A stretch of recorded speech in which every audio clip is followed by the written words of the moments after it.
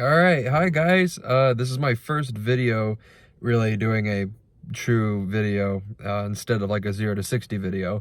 But I just wanted to make a video over some of the odd features about my car, even though it's base model. It is the Rallye package, so it's not base, but there still are some odd things in my book for it being a V6 Challenger. So let's go ahead and jump right into some of the odd things that I think are in this base model Challenger. Excuse the classical, but I do want to point out the first quirk of this, which is Dodge's horribly outdated radio system for 2010. This did have an option to have a screen, but one interesting thing is if you hit music type, you can change what you want to actually listen to. And I haven't seen this in any other car. It could be. It's probably going to be in Dodges, but I think it's something that's interesting. If I want to go look for, let's say, rock, and then select, it will try to find a radio station that is labeled as rock. I don't know how it does that. Oh, there you go. Yeah, and I found one. I'm doing ads, but yeah. Another thing is this car has these two buttons, which are push to talk and answering calls. Now that is an option that was not installed in this car. You can see on my steering wheel, it doesn't have any of the buttons. So whenever I hit call, or if I hit talk, it just says, not equipped with Uconnect phone. Interesting, most other cars, they'll just have these blank and nothing will happen if you press them. But in this car, they give you the buttons for Uconnect, even though you might not have that option.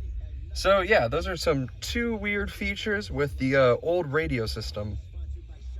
On to the next thing. One of the interesting things I personally think about this car is this little display that will show you, different things. Obviously, you have your trip, you have your odometer, but then you also get a little eco meter, or not an eco meter, but an eco gauge.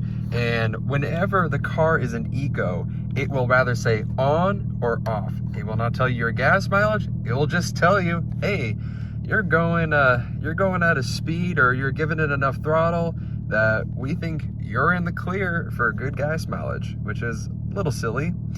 And then of course I have to point out the auto stick feature whenever you put it in drive for these automatic V6s is, yeah, you can change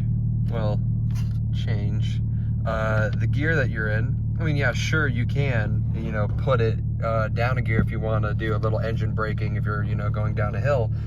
But other than that, if you leave it in second, and you actually are a speed that you would be in second, and then you floor it, it will shift it back to first. So it's a little interesting. Now here's one feature that absolutely pisses me off. We have auto window rollers, okay? But here's the thing. They can go auto down, which is very nice.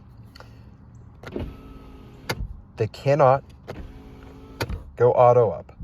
I don't know why they designed it that way, because most of the time you want to roll your window up and then start driving. You don't want to roll your window down and then start driving. Like, think about a drive-through. You have your food in the passenger side.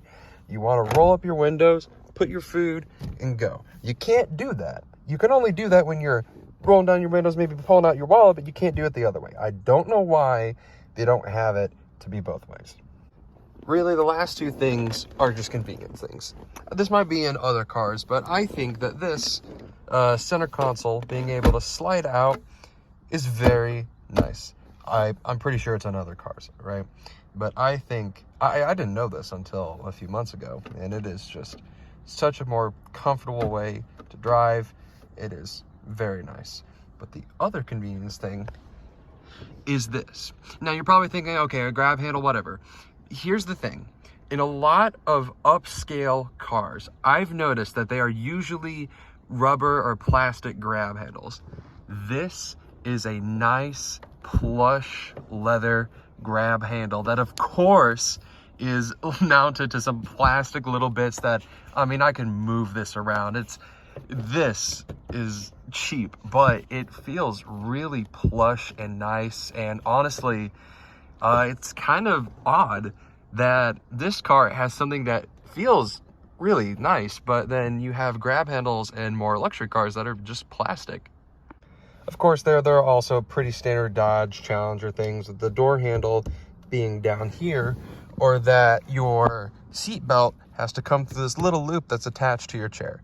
But really, that's about it for the odd features. Oh, and just one other thing. Yes, this is a Ram logo, and that is because it is 2010.